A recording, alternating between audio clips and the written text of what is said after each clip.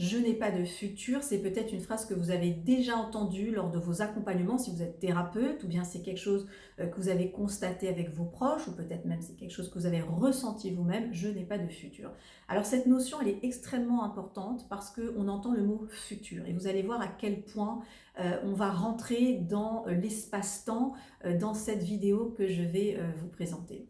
Euh, Quand une personne elle a vécu un stress, un choc et un trauma, il faut savoir qu'il y a toujours cette espèce d'immédiateté à la fois temporelle et spatiale. La personne a l'impression que le danger, il est là, on va dire spatialement parlant, et il est immédiat temporellement parlant. Donc il y a une difficulté de prendre du recul spatial et temporel par rapport à l'événement traumatique. Et je vais donc vous partager avec vous les deux plantes, les deux huiles essentielles qui justement vont pouvoir jouer sur ces deux paramètres-là.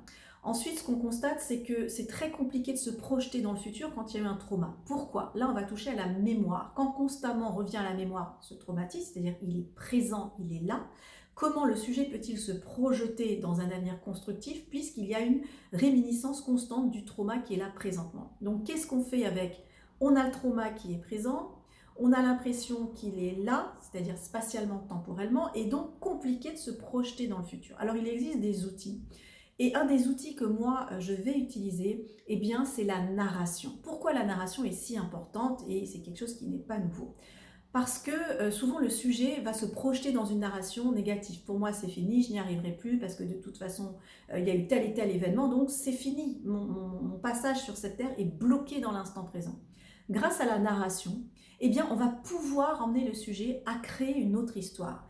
Et cette narration, elle est évidemment orale, vocale, elle peut être écrite, mais c'est une narration qui va être également olfactive. C'est pourquoi dans l'aromathérapie narrative que j'utilise beaucoup, je vais identifier des plantes qui ont une histoire très particulière et je vais raconter cette histoire des plantes pour emmener le sujet à se projeter. Donc là, dans le sujet qui nous intéresse, c'est les deux plantes qui vont pouvoir jouer sur cet aspect à la fois de projection dans le futur et aussi de libération par rapport à l'espace-temps. Alors une que j'aime beaucoup, avec laquelle je travaille et que vous connaissez, c'est cette plante justement qui est capable de créer de la distance spatiale.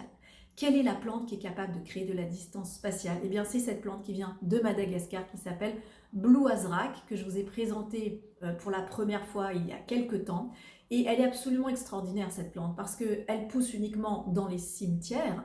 Mais attention, dans les cimetières à Madagascar, eh bien, les malgaches ne rentrent pas dans les cimetières, contrairement à chez nous où on peut effectivement piétiner et puis marcher autour des tombes. Non, les malgaches ne vont pas dans cet endroit-là. Et cette plante est appelée celle qu'on ne peut pas prendre de force. C'est-à-dire qu'elle pousse là où l'homme ne vient pas.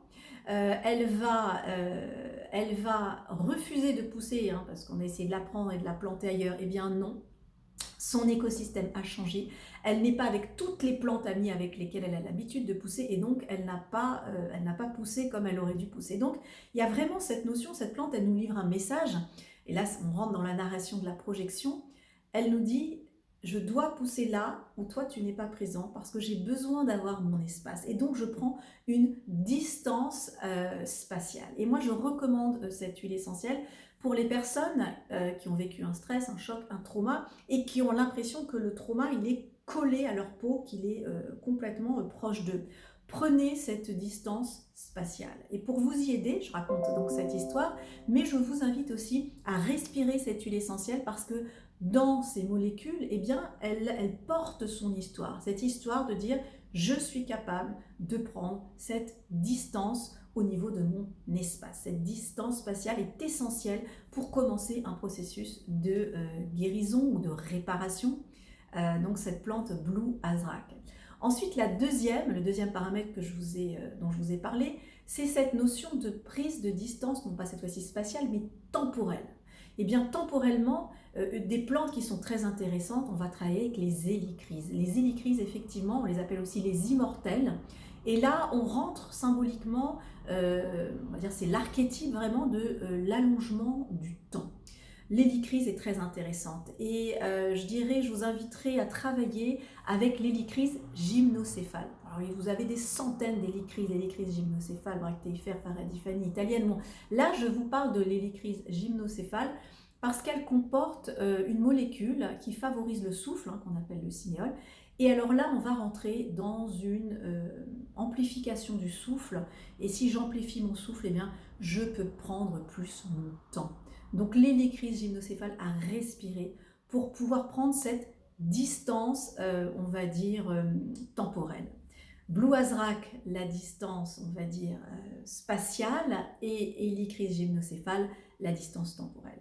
Et maintenant, pour la force de projection dans le futur, moi je vous invite toujours en respiration, eh bien, à utiliser l'hélicryse Faraday-Fanny. Elle est très intéressante, elle a des molécules qui agissent sur toute la sphère neurologique, également très intéressante parce qu'elle a aussi des composés, mais ça je vous en parle, je vais vous le montrer. Ici, je vous en parle dans le livre de l'hélicryse Faraday-Fanny, les forces de projection et donc les forces de l'amour. L'amour, créer, aller de l'avant, eh bien oui, ça ce sont des forces de vie avec notre hélicryse Faraday-Fanny. Alors je vais vous inviter également à ancrer l'histoire, l'odeur, eh bien dans des rituels. Par exemple, pour l'hélicryse Faraday-Fanny, on va la regarder, la page 124, je vais vous la montrer. Ici, on a les forces de l'amour, voyez. Et le fait de respirer les huiles essentielles, le fait aussi de faire des mouvements, eh bien on va ancrer un changement.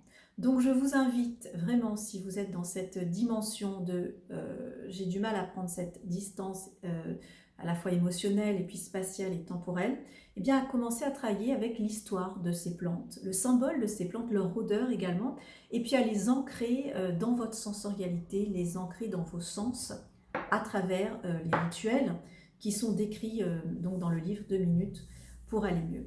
Donc ici, tout l'intérêt, c'est de recréer un scénario à la fois narratif, émotionnel, sensoriel, tactile, auditif.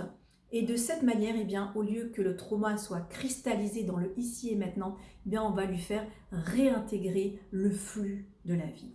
Voilà, je vous souhaite une très belle découverte avec les différentes plantes. Donc, je vous répète, le Blue Azrak, l'hélicryse gymnocéphale, l'hélicryse Faraday-Fanny. Et pensez à vraiment intégrer ces notions de transformation dans votre corps. Vous allez découvrir 22 rituels dans ce livre.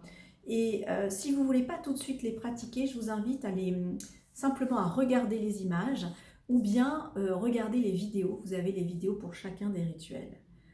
Intégrer la transformation, pouvoir se libérer de tout ce qui est stress, trauma, en intégrant au maximum la narration et la multisensorialité.